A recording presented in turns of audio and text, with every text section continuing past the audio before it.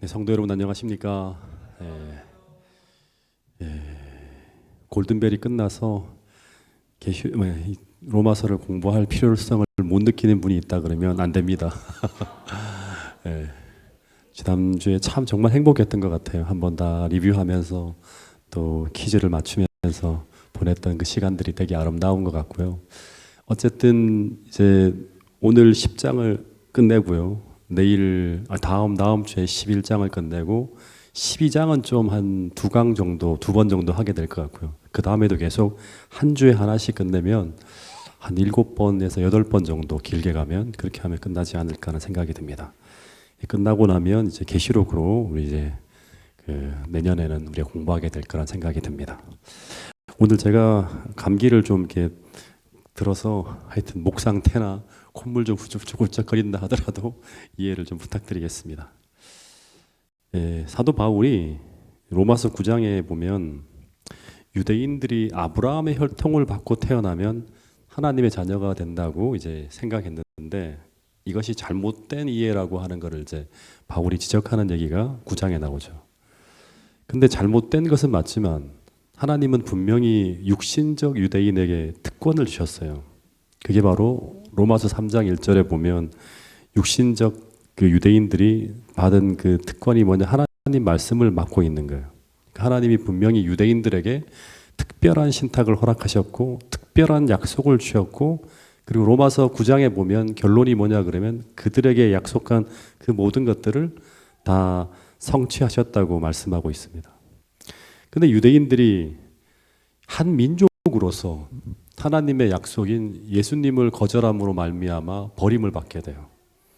근데 선민으로서는 버림을 받았지만 유대인 전부가 버림을 받은 게 아니라 선민으로서 이스라엘 나라는 존재하지 않게 되었지만 하나님은 개인적으로는 유대인들을 향한 구원의 문을 닫지 않았다고 하는 거죠.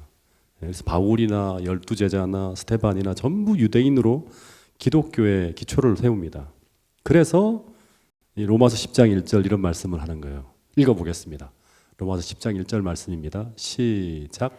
형제들아, 내 마음에 원하는 바와 하나님께 구하는 바는 이스라엘을 위함이니 곧 그들로 구원을 받게 함이라. 네, 10장의 이야기의 시작이 뭐냐 그러면 유대 나라는 망했지만 유대인 개인의 구원을 위해 바울은 기도하면서 이들을 구원하기 위해서 어떻게 해야 될지를 간절한 마음으로 이제 구하고 있는 내용이 나옵니다.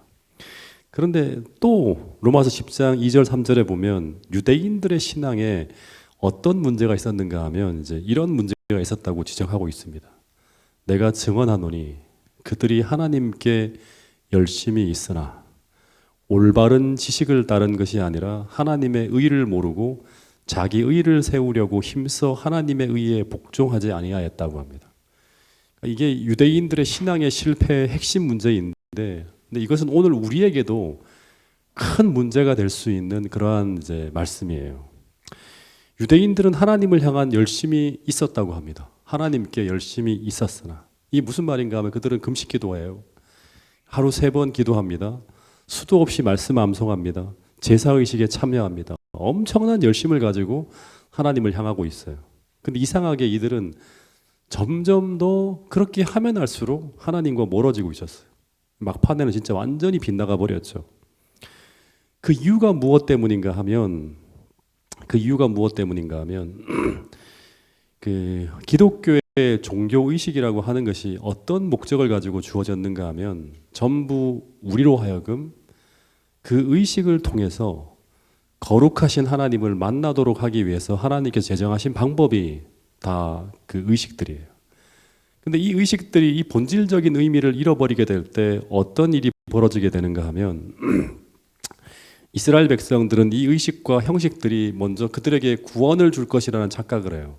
하나님을 만나고 경험해야지만 구원을 받는데 이 의식과 형식들이 그들에게 구원을 줄 거라고 착각하는 거예요. 심지어 할례를 받으면 하나님 백성이 된다고 하는 게 다 그런 거죠. 그러면 어떤 현상이 벌어지는가 하면 이 유대인들은 이 의식에 대한 열심을 가지고 하나님께 나가게 됩니다. 즉 이들은 이 의식과 행위들을 의지하는 행위 신앙으로 변질되어진다고 하는 거예요. 믿음으로 말미암는 의의 정반대 편에 서 있는 게 바로 행위 신앙이죠. 조금 더 구체적으로 말하면 이들은 이 의식과 행위들을 행하면 자신이 의로워지게 될 것이라는 착각을 하게 됩니다. 그래서 아무런 느낌 없이 양을 잡고 수도 없이 말씀을 암송하고 기도에 열심을 내고 안식일을 지키고 11조를 드리지만 그들의 마음은 점점 더 메말라지게 되었다고 하는 것입니다. 봉사의 시간이 늘어나고 기도의 시간이 늘어나고 말씀 보는 시간이 늘어나면 늘어날수록 더 성화되는 것이 아니라 하나님을 만나지 못하니까 어떤 문제가 생기는가 하면 내 안에 하나님의 의가 아니라 자신의 의가 점점 더 크게 자라나게 되는 그런 비극적인 일이 벌어졌다고 하는 거예요. 실제로 바리새인들의 기도가 바로 이런 바리새인의 기도가 누가복음 18장에 나오는데 이제 바로 이런 모습이죠. 뭐라고 기도하는가 하면 하나님 저는 저 세리와 같지 않음을 인하여 감사합니다. 나는 일주일에 2번씩 금식하고 다시 말해 나는 저 사람보다 더 훌륭한 사람입니다. 하나님 앞에 자신의 의를 막 헤아리고 있는 거예요. 다. 만약 바리새인이 이 금식 기도를 통해서 하나님을 만나고 경험했다면 절대 이런 기도를 드리지 않았을 것입니다. 근데 그러지 못한 결과 그런 이 금식을 한 행위를 통해 하나님께서 주신 의가 아니라 자신의 의를 가지고 하나님 앞으로 나가고 있다고 하는 것입니다. 하나님 저 이만큼 하는데요. 하나님 저의 공로를 받아주세요 하는 거예요. 여러분 오늘 우리도 이렇게 교회를 나오고 이렇게 예배를 드리고 이렇게 말씀을 보고 심지어 이렇게 기도하고 있다면 우리가 하는 그 의식과 예배와 모든 종교적 활동 속에서 우리가 그 의식의 활동의 목적인 하나님을 만나지 못하면 그 종교적 열심을 통해서 우리는 하나님과 가까워지는 것이 아니라 유대인들처럼 계속 하나님과 더 멀어질 수도 있다고 하는 것을 보여주는 게 바로 뭐냐 그러면 이 로마서의 이 말씀이라고 하는 것입니다. 그래서 바울이 이런 얘기를 하는 거예요. 지금 요 얘기를 들으면서 한번 이 말씀 다시 한번 읽어보면 저희가 하나님께 대한 열심이 있으나 그들이 하나님께 대한 열심이 있으나 올바른 지식을 쫓은 것이 아니라 하나님의 의를 모르고 자기의 의를 세우려 힘썼기 때문이라고 합니다. 여기서 말하는 이 지식이라고 하는 것은 그냥 성경의 지식이 아니라 기노스코라고 하는 무슨 지식이다? 경험적 지식이에요. 근데 그들은 이 기노스코를 쫓은 것이 아니라 하나님의 의를 모르고 자기의 의를 세우려고 힘썼다고 하는 것입니다. 오늘 교회에 다니는 굉장히 많은 사람들이 이런 착각과 오류에 빠져 신앙생활을 하는 분들이 참 많이 있습니다. 여러분 성화와 구원은 올바른 믿음을 통한 하나님과의 올바른 관계 속에서 이루어지는 것입니다. 다시 말하면 기도와 말씀과 예배와 종교 의식은 하나님을 만나도록 도와주는 도구들이라고 하는 거예요. 이 자체가 우리를 구원을 해주는 게 아니라고 하는 것입니다. 그래서 이 시대의 소망 29페이지에 보면 이런 말씀이 있어요. 지금까지 이야기를 한번 이렇게 딱 정리해주는 예언의 신의 말씀인데 한번 읽어보겠습니다. 이 제도에 시작. 이 제도의 각 부분에 그를 가리키는 표상이 있었다. 이 제도는 생명력과 영적 미가 가득 차 있었다. 그러나 유대인들은 그들의 의식에서 영적 생명을 상실하였으며 죽은 형식에 집착하였다. 그들은 제물이 가리키는 그리스도를 의지하는 대신에 희생 제물과 의문 그 자체를 신뢰했다. 제사장과 랍비들은 그들이 잃어버린 것을 보충하기 위하여 그들 자신이 만든 여러 규정들을 많이 만들어냈다. 이 규정들이 더욱 엄격하여질수록 하나님께 대한 사랑은 더욱 적게 나타났다. 그들은 자신들의 성결함을 의식의 다과로 측정하였으나 마음은 자만과 위선으로 가득 차 있었다. 그러니까 엄청나게 많은 예식과 의식을 하는데 마음은 변화가 없는 거예요. 네. 그래서 사도 바울이 로마서 10장 4절에서 인간의 의가 아니라 우리 안에 하나님의 의를 만들어내실 수 있는 그리스도를 소개하고 있는데 그분을 이렇게 소개하고 있습니다. 그리스도는 모든 믿는 자에게 의를 이루기 위해서 뭐가 된다? 율법의 마침이 된다. 여러분 율법의 마침이라고 하는 뜻이 뭘까요? 이 말씀을 가지고 많은 일요일교회 사람들은 예수님은 모든 믿는 자에게 의를 이루기 위하여 율법의 마침, 율법을 폐지하셨다고 주장하는 성경절로 사용하는 성경절이 바로 이겁니다. 근데 이렇게 생각하면 만약 이런 말씀을 제시하면 바로 떠올릴 수 있는 로마서 3장 31절 같은 책이죠. 바울이 얘기하는 같은 책의 이 말씀과 충돌하게 됩니다. 그런즉 우리가 믿음으로 말미암아 율법을 파기하느냐? 그럴 수 없느니라. 도리어 율법을 어떻게 한다? 굳게 세운다고 하는 거예요. 예수님을 믿는 믿음으로 말미암아 율법을 폐하지 않고 도리어 굳게 세운다고 말씀하고 있는 거예요. 그러면 마침이라고 하는 의미는 폐지한다고 하는 의미가 아니겠죠. 예. 그리고 마태복음 5장 17절에 보면 예수님이 이런 말씀을 했죠. 내가 율법을 폐하러 온 줄로 생각지 말라. 폐하러 온 것이 아니라 어떻게 하려 왔다? 완전케.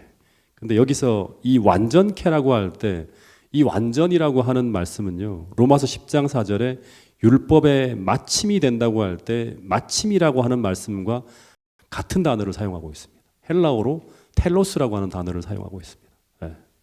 그러니까 텔로스라고 하는 단어는 완전케 하다, 종결짓다, 완성하다, 성숙하다 이런 의미로 사용하는 단어입니다. 그래서 이 로마서 10장 4절의 이 성경절과 로마서 3장 31절, 마태복음 5장 17절의 주님의 말씀을 같이 비교해서 정리하면 예수님이 이 땅에 오신 목적은 율법이나 선지자를 폐하러 온 것이 아니라 완전하게 하기 위해서 오셨다고 하셨고 바울은 믿음으로 말미암아 율법을 더욱 굳게 세운다고 했으니까 로마서 10장 4절에 그리스도는 율법의 텔로스라고 하는 이 말씀은 어떤 의미인가 하면 예수님이 우리 안에서 하나님의 율법을 마침이 되시는 분이라고 하는 이 의미는 그분은 우리 안에서 율법을 완성시키는 분, 온전케 하시는 분이라고 하는 그런 의미예요. 예. 다시 말해서 예수님께서 모든 믿는 자에게 율법을 완성시키는 분이라고 하는 이 말씀은 어떤 의미인가 하면 율법을 완전하게 준수하신 예수님의 의로운 생애가 이게 하나님의 의예요. 하나님의 의가 믿음을 통해서 그리스도를 믿는 모든 자에게 입혀지고 나눠지고 전가되어진다고 하는 거예요. 내가 가진 의를 가지고 가는 게 아니라 그분이 완성한 그거를 우리가 받아야 된다고 하는 거예요. 실제 갈라디아서 2장 3장 27절에서 그리스도인이 되는 건 뭐냐 그러면 그리스도로 옷을 갈아입는 것이라고 표현하고 있습니다. 즉 율법을 완성시킨 그리스도의 품성의 옷을 믿음을 통해 우리가 입게 된다고 하는 거예요. 그러면 어떻게 되는가? 그때 하나님께서는 우리를 어떻게 보시는가 하면 실패한 인간이나 죄인으로 보지 않고 그리스도로 옷 입은 자, 즉 하나님의 완전한 아들로 우리를 간주한다고 하는 것이 바로 복음입니다. 더하여서 그분의 완전한 품성의 의의 옷을 우리가 믿음을 통해 끊임없이 입고 살아가게 될 때 우리 안에 하나님의 율법이 성령을 통해 우리 마음에 기록되어지면서 하나님의 율법을 완성시키는 품성의 변화가 일어나게 된다고 하는 것입니다. 오늘 태능교회 모든 성도들의 마음속에 이런 축복의 역사가 믿음을 통해 꼭 일어나게 될 수 있기를 간절히 바라겠습니다. 그런 일이 벌어지기 위해서 이제 우리가 믿음으로 살아야 되는데 이 바울이 로마서 10장 6절부터 9절까지 믿음으로 말미암는 의라는 교리를 이렇게 설명하고 있습니다. 이걸 간단하게 제가 설명해 드릴게요. 먼저 한번 읽어보겠습니다. 시작. 믿음으로 말미암는 의는 이같이 말하되 내 마음에 누가 하늘에 올라가겠느냐 하지 말라 하니 올라가겠느냐 함은 그리스도를 모셔 내리려는 것이요 혹은 누가 무저갱에 내려가겠느냐 하지 말라 하니 내려가겠느냐 함은 그리스도를 죽은 자 가운데서 모셔 올리려는 것이라. 그러면 무엇을 말하느냐? 말씀이 내게 가까워 내 입에 있으며 내 마음에 있다 하였으니 곧 우리가 전파하는 믿음의 말씀이라. 내가 만일 내 입으로 예수를 주로 시인하며 또 하나님께서 그를 죽은 자 가운데서 살리신 것을 내 마음에 믿으면 구원을 받으리라. 6절에 보면 바울이 믿음으로 말미암은 의는 이같이 말하되 내 마음에 누가 하늘에 올라가겠느냐 하지 말라. 그렇게 하는 것은 그리스도를 모셔 내리는 것이요 누가 무저갱에 내려가겠느냐 하지 말라. 내려가겠느냐 하면 그리스도를 죽은 자 가운데서 모셔 올리는 것이라는 이런 말을 해요. 이 말씀이 무슨 뜻인가 하면 그 오늘날이나 옛날이나 모든 종교는 어떤 가르침을 주고 있는가 하면 진노한 신을 달램으로써 구원받을 수 있다고 하는 가르침하고요. 또 하나는 선행을 통해서 하늘문에 도달할 수 있다고 하는 가르침이 모든 이방 종교의 가르침이에요. 그런데 이런 가르침과 사상이 유대교 안으로 들어온 거예요. 그래서 바울이 믿음에 의지할 때 주어지는 의는 어떤 것인가? 오늘 우리의 구원을 위해서 선행과 고행을 통해서 하나님께 올라가거나 혹은 무덤 속 깊이까지 내려가는 것이 아니라고 주장하고 있는 거예요. 그러면서 8절에 아주 중요한 말을 하죠. 그러면 무엇을 말하느냐? 믿음으로 말미암는 의라고 하는 게 무엇을 말하느냐? 8절에 보면 말씀이 내게 가까워 내 입에 있으며 내 마음에 있다 하였으니 곧 우리가 전파하는 믿음의 말씀이라. 내가 만일 입으로 예수를 주로 시인하며 또 하나님께서 죽은 자 가운데서 살리신 것을 내 마음에 믿으면 뭐를 얻으리라? 구원을 얻으리라 하는 거예요. 이 말씀을 보면 믿음으로 사는 그리스도인은, 즉 믿음으로 산다고 하는 것은 조금 더 확장해서 말하면 그리스도를 마음에 품고 살아가는 그리스도인이죠. 이 사람들은 무엇을 마음에 품고 살아가는 사람들인가 하면 뭘 품고 살아가는 사람이에요? 하나님의 말씀을 마음에 품고 살아가는 사람들이에요. 그래서 이 말씀이 입술에 굉장히 가깝고요. 믿음으로 살아가는 사람은 이 말씀이 입술에 굉장히 가깝고 그 입에 있고 말씀이 어디에 있다? 마음에 있는 사람이라고 하는 거예요. 그래서 오늘 우리가 그리스도와 가깝다고 하는 것을 1차적으로 증명할 수 있는 방법, 그 사람이 진짜 믿음으로 살고 있다고 하는 걸 증명할 수 있는 방법 중에 하나는 뭐냐 그러면 하나님 말씀과 굉장히 가깝게 지낸다고 하는 거예요. 쉽게 말하면 하나님 말씀을 좋아해요. 되게 좋아해요. 시편 1편에 나오는 것처럼 복 있는 사람은 어떤 사람이다? 하나님 말씀을 즐거워하여 주야로 묵상하는 사람이에요. 네. 그래서 그리스도를 믿는 믿음으로 사는 사람들이라면 정확하게 무엇을 믿고 살아가는 사람들인가 하면 보이지 않는 하나님의 형상을 믿고 살아가는 사람들인데 이 사람들은 보이지 않지만 뭘 믿는 거예요? 그분이 주신 하나님의 말씀을 믿는 믿음으로 살아가는 사람이에요. 그래서 이 사람들은 말씀이 있는 곳을 사모하고요. 예배를 사모하고요. 아침 저녁으로 말씀을 펴고 주야로 하나님 말씀을 묵상하게 된다고 시편 기자는 얘기하고 있습니다. 왜냐하면 우리가 하나님을 만나고 교제하고 그분을 경험하도록 하나님이 주신 도구는 뭐밖에 없다? 말씀과 기도밖에 없어요. 예. 그래서 로마서 10장 9절 10절에 보면 바울이 이 말씀을 통해 제시되어지고 보여주신 그 예수를 우리가 입으로 시인하고, 그러니까 그냥 예수를 입으로 시인하는 게 아니라 말씀을 통해서 우리에게 보여주신 그 예수를 우리가 입으로 시인하는 거예요. 전체 문맥을 보면. 그래서 그분이 주님이라고 시인하고 말씀을 통해 제시되고 보여주신 그 예수님을 죽은 자 가운데서 하나님께 살리셨다고 하는 것을 우리 마음에 믿으면 우리는 구원을 얻게 된다고 말씀하고 있는 것입니다. 10절에 보면 마음으로 믿어 의에 이르고 입으로 시인해 구원에 이르니라고 말씀하고 있는데 여기서 반복적으로 어떤 단어가 계속 강조되고 있는가 하면 어떤 단어가 계속 강조되고 있죠? 마음으로라고 하는 거예요. 마음으로 하고 대조적으로 나오는 게 뭐예요? 입으로죠. 입으로만이 아니라 마음으로 예수님을, 이 말씀을 믿고 이런 예수님을 믿어야 된다고 하는 거예요. 여러분, 마음으로 믿는다고 하는 게 뭘 말하는 것일까요? 마음으로 믿는다. 입으로 믿는다고 하는데 마음으로는 안 믿을 수 있을까요? 입으로는 믿는다고 말을 하는데 마음으로는 안 믿을 수 있을까요? 여러분, 진짜 무당하고 가짜 무당의 차이가 뭔지 아세요? 진짜 무당은 귀신하고 교통하는 존재예요. 가짜 무당은 신과 접촉하지 못하고 그냥 흉내만 내는 존재가 바로 가짜 무당입니다. 여러분, 신앙인 중에도 흉내만 내는 사람과 진짜 믿음으로 말미암아 마음에 그리스도를 모시고 사는 사람도 있습니다. 우리 구분해야 돼요. 근데 이 두 사람의 결정적인 차이는 뭘까?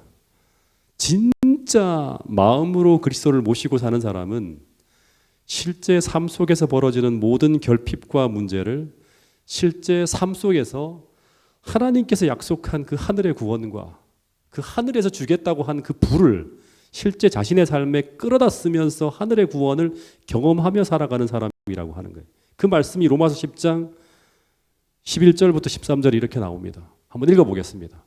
11절부터 13절 말씀이에요. 시작. 성경에 이르되 누구든지 그를 믿는 자는 부끄러움을 당하지 아니하리라 하니 유대인이나 헬라인이나 차별이 없습니다. 한 분이신 주께서 모든 사람의 주가 되사 그를 부르는 모든 사람에게 부요하시도다. 누구든지 주의 이름을 부르는 자는 구원을 받으리라.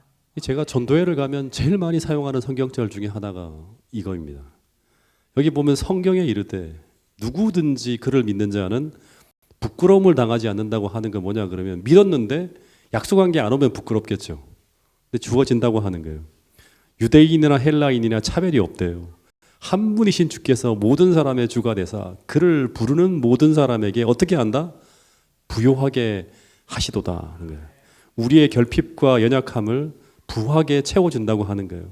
근데 누구에게 채워주는가 하면 그를 부르는 모든 사람에게, 그를 부르는 모든 사람. 13절에 보면 누구든지 주의 이름을 부르는 자는 구원을 받게 된다고 사도 바울은 약속하고 있습니다. 누구든지 마음으로 주님을 믿고 그분을 마음에 모시고 그리고 어려울 때마다 힘들 때마다 결핍을 느낄 때마다 우리가 주의 이름을 부르면 주님은 당신을 부르는 모든 자에게 구원을 베풀어 주신다고 약속한 성경절이 가장 진짜 파워풀한 성경절이 바로 로마서 10장 13절 약속의 말씀이에요. 그래서 믿음으로 말미암는 의라고 하는 것은 로마서를 연구하면 이 부분에서 어떤 생각을 하게 되는가 하면 하나의 교리나 이론이 아니라 경험적이고 체험적인 것이구나 이렇게 믿을 수 있어요. 여러분 예수님이라고 하는 이름의 뜻이 뭐예요? 마태복음 1장 21절에 보면 예수님이라고 하는 이름의 뜻은 구원자라고 하는 뜻이죠. 그래서 마태복음 1장 21절에 보면 예수님은 구원자로 이 땅에 오셨다고 약속하고 있어요. 우리의 구원자로 이 땅에 오셨다고 하는 거예요.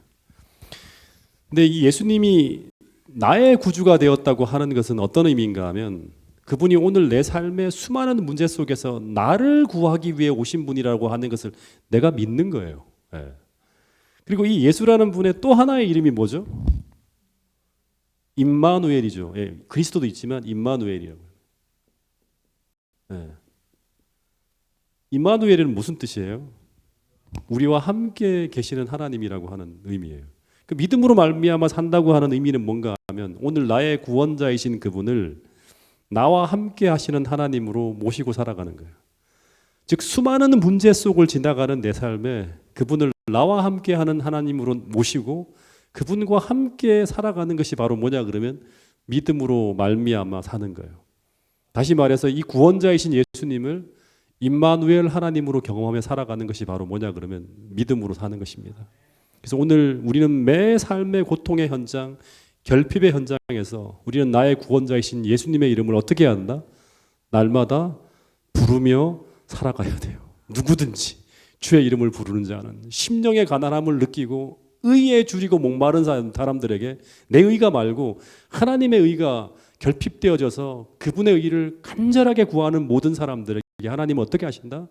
나눠주시고 축복해 주시고 부하게 해 주시고 구원해 주신다고 약속하고 있는 말씀이 바로 뭐냐 그러면 로마서 10장에 있는 말씀이라고 하는 것입니다.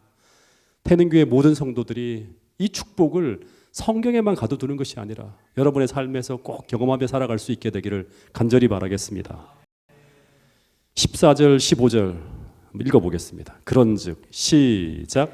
그런즉 그들이 믿지 아니하는 일을 어찌 부르리요?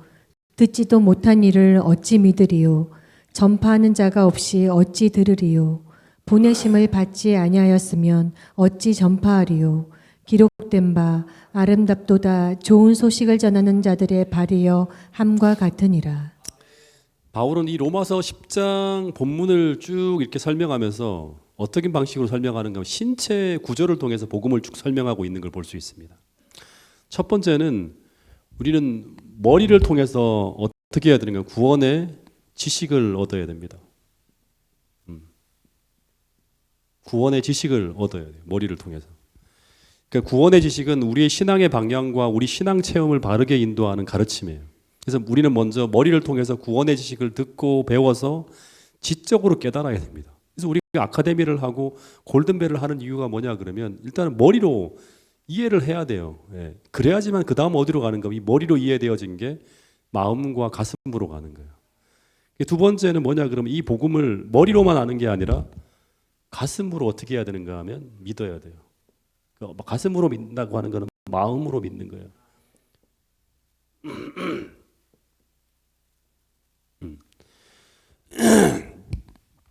이 마음으로 믿는다고 하는 것은 말씀을 모시는 거잖아요. 성경에 보면 이거는 그분을 마음에 모시는 거예요. 말씀을 우리 마음에 모신다고 하는 거는 예수님을 마음에 모시는 거예요. 예. 그 다음은 어떻게 해야 되는가 하면 이 마음에 담긴 그 믿음을 그 다음은 자신의 입술로 어떻게 해야 한다? 고백해야 되는 거예요. 입으로 시인하는 거예요. 내가 이것을 믿고 있다. 내가 이것을 진짜 진심으로 믿고 있다고 하는 걸 고백하는 거예요. 근데 이렇게만 하면 될까요? 그렇지 않고 그 다음에 또 할 일이 있다고 합니다. 그 다음 우리 발이 어떻게 해야 되는가 하면 마지막 발이 어떻게 해야 되죠? 복음을 믿지 않고 하나님 없이 살아가는 사람들에게 찾아가서 전해야 되는 거예요. 예. 복음 없이 살고 있는 사람들 찾아가서 전해야 된다고 합니다. 이것이 바로 뭐냐 그러면 믿음으로 말미암는 삶의 마지막 코스예요. 이게 다 완성되어져야 됩니다.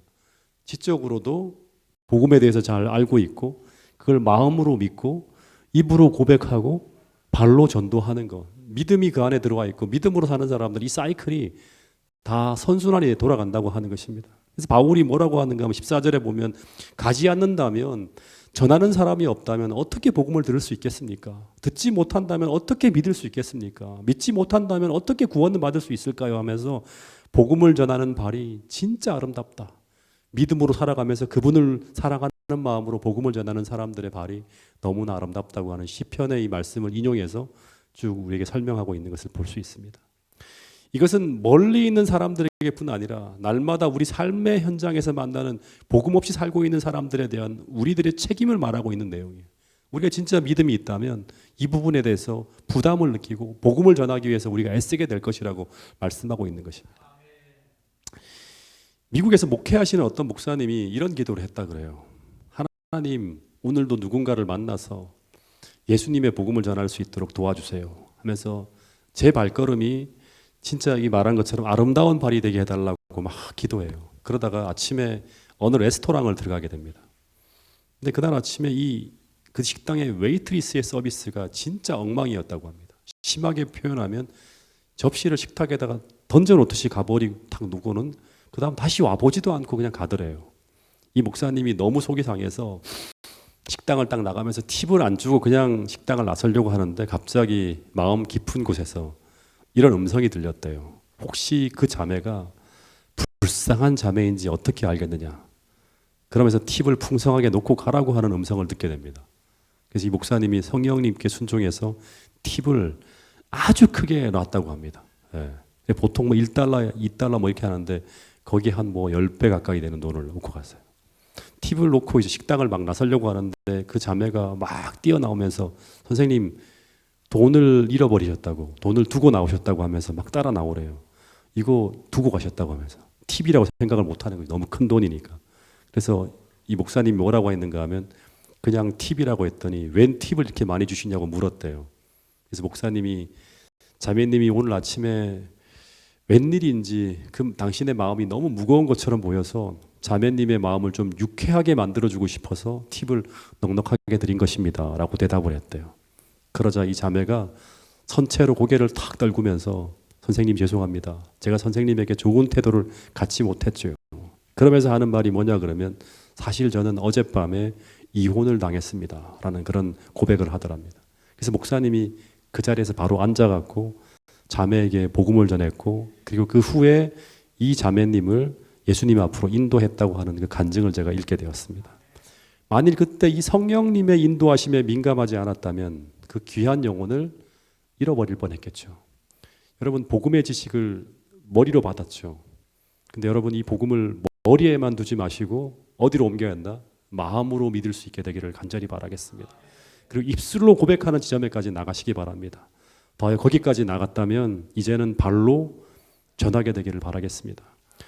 그래야지만 우리는 성령의 역사를 더 풍성하게 경험하면서 믿음에서 믿음으로 전진하는 삶을 살아갈 수 있을 것입니다. 여러분 이 일을 우리가 안 하면 다른 사람이 할 수 없어요. 누가 하겠습니까? 지금 안 한다면 언제 할 수 있겠습니까? 태능교회 한 분 한 분이 이런 건강한 믿음으로 한 발짝 한 발짝 하나님 앞으로 믿음으로 나가게 될 때 이 교회는 분명히 선교적 교회로 거듭나게 되고 더하여 하나님이 이 교회에 주신 비전 700이 이루어지게 되리라고 저는 믿습니다. 그 일을 위해서 함께 연합해서 나갈 수 있는 태능교회 모든 성도들이 될 수 있기를 간절히 바라겠습니다. 이제 마지막 부분입니다. 16절부터 21절까지 읽어보겠습니다. 시작. 그러나 그들이 다 복음을 순종하지 아니하였도다. 이사야가 이르되 주여 우리가 전한 것을 누가 믿었나이까 하였으니 그러므로 믿음은 들음에서 나며 들음은 그리스도의 말씀으로 말미암았느니라. 그러나 내가 말하노니 그들이 듣지 아니하였느냐. 그렇지 아니하니 그 소리가 온 땅에 퍼졌고 그 말씀이 땅끝까지 이르렀도다 하였느니라. 그러나 내가 말하노니 이스라엘이 알지 못하였느냐. 먼저 모세가 이르되 내가 백성 아닌 자로서 너희를 시기하게 하며 미련한 백성으로서 너희를 노엽게 하리라 하였고, 이사야는 매우 담대하여 내가 나를 찾지 아니한 자들에게 찾은 바 되고 내게 묻지 아니한 자들에게 나타났노라 말하였고, 이스라엘에 대하여 이르되 순종하지 아니하고 거슬러 말하는 백성에게 내가 종일 내 손을 벌렸노라 하였느니라. 이 긴 문장을 진짜 한 시간을 강의해도 되겠지만 오늘 제가 간단하게 이걸 요약하고 10장을 좀 끝내도록 하겠습니다. 먼저 17절에 보면 사도 바울이 뭐라고 하는가 하면 믿음은 들음에서 나고 들음은 그리스도의 말씀으로 말미암는다고 하는데, 18절에 보면 이 유대인들이 우리는 복음을 들을 기회가 없어서 복음을 받아들이지 못했다고 주장할 수 있는데, 사도 바울은 그렇지 않다고 지금 복음이 어디까지 이르렀다? 땅끝까지 전파되고 있다고 말씀하고 있습니다. 당시 로마를 통해서 전 세계로 지금 복음이 흘러가고 있는 거예요. 그런데도 19절에 보면 이스라엘이 복음을 알지 못했다고 하는 것은 말이 안 되는 거라고 이야기하고 있는 거예요. 그러면서 언급하는 게 뭐냐 그러면 특별한 은총을 누리던 이스라엘 백성들은 구원을 잃어버리고, 그리고 원래 하나님 백성이 아닌 이방인들이 하나님 백성으로 거듭나고 있는 이 소식을 쭉 전달하면서 지금 이스라엘 백성들과 이방인들이 어떻게 되고 있다? 자리 바꿈이 막 일어나고 있는데, 근데 이것은 모세의 기록인 신명기 32장 21절에서 모세가 예언하는 말씀인 그 이방인들과 이스라엘 백성들 사이에 자리 교체가 일어나고 있는 그 예언이 당시 바울 시대에서 성취되고 있다고 지금 말씀하고 있는 거예요. 그러면서 바울이 소망하는 게 뭐냐 그러면 이런 자리 바꿈이 이스라엘 백성들에게 시기가 난다고 하는 뭐냐면 큰 자극이 되어서 그들이 제발 회개하면서 다시금 열심을 내어 돌아오기를 소망한다고 하는 말씀이 19절, 20절 이렇게 쭉 이어지는 말씀이에요. 그러면서 사도 바울이 21절에서 하나님의 마음을 마지막으로 이사야 65장 2절 말씀을 인용하면서 이렇게 호소하고 있어요. 21절은 제가 읽어보겠습니다. 이스라엘에 대하여 이르되 순종하지 아니하고, 이방인들은 막 지금 순종하며 들어오고 있잖아요. 이스라엘에 대하여 이르되 순종하지 아니하고 거슬려 말하는 백성에게 하나님이 어떻게 한다? 내가 종일 내 손을 벌렸노라 하였느니라. 다시 말해 순종하지 아니하고 거슬려 말하는 이스라엘 백성들에게, 그 엄청난 빚과 특권을 가진 이스라엘 백성들이 하나님께서 말씀하신 대로 살지 않고 다 멸망되어져 가는 이 상황을 보시면서도 하나님은 여전히 어떻게 하고 있다?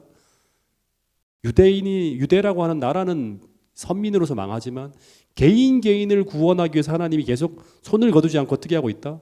손을 벌리고 있다고 하는 것입니다. 여러분, 우리 하나님은 이런 사랑의 마음을 가지고 유대인들뿐 아니라 오늘 여러분과 저를 향하고 있다고 하는 사실을 잊지 않게 되기를 간절히 바라겠습니다. 오늘 또 이런 좋은 하나님을 말씀 그대로 마음에 받아들이시고 믿음으로 살아가면서 하나님께서 주시는 풍성한 은혜와 축복들을 다 누리면서 하나님을 경험하는 여러분과 저가 될 수 있기를 간절히 바라겠습니다. 마지막 대쟁투에 있는 이 말씀 읽고 마치겠습니다. 시작. 그분은 종일토록 불순종하고 거역하는 자들에게 자비의 팔을 펼친다. 하나님을 멸시한 자들은 그분이 항상 은혜롭고 오래 참아왔다는 사실을 마침내 인정할 것이다. 얼마나 여러분들을 오래 참아왔다고 하는 것을 마침내 우리가 하늘에 가면 보게 될 것이라고 하는 것입니다. 여러분, 이 말씀이 여러분 모두의 마음속에 하나님의 깊은 사랑으로 전달되어져서 따뜻한 마음을 가지고 하나님을 믿는 믿음으로 여러분이 한 주간 보낼 수 있게 되기를 간절히 바라겠습니다. 기도 제목을 함께 나누도록 하겠습니다. 비전 700과 이 비전 700이 이루어지기 위해 제일 중요한 게 교회가 연합하는 것입니다. 한 마음과 한 뜻으로 이 하나님이 주신 비전을 이룰 수 있도록 교회가 연합된 마음으로 이 새해를 보낼 수 있도록 여러분 특별한 기도를 좀 부탁드리겠습니다. 두 번째는 경제적으로 심적으로 어려움과 또 혹시나 낙심한 성도들이 있다면 그분들을 위해서 특별히 여러분 기도해 주시기를 바라겠고요. 마지막 세 번째는 연로하신 어르신들과 환우분들을 위해서 우리 기도를 부탁드리겠습니다. 특별히 우리 최춘희 집사님 또 우리 한원희 선생님 위해서 함께 기도해 주시면 감사하겠습니다. 그 외에도 우리가 아직 명단에 올라오지 않지만 기도해야 될 환우분들 다 건강하게 회복되어서 교회로 돌아올 수 있도록 기도해 주시기를 부탁드리겠습니다. 우리 개인 기도 시간을 갖도록 하겠습니다.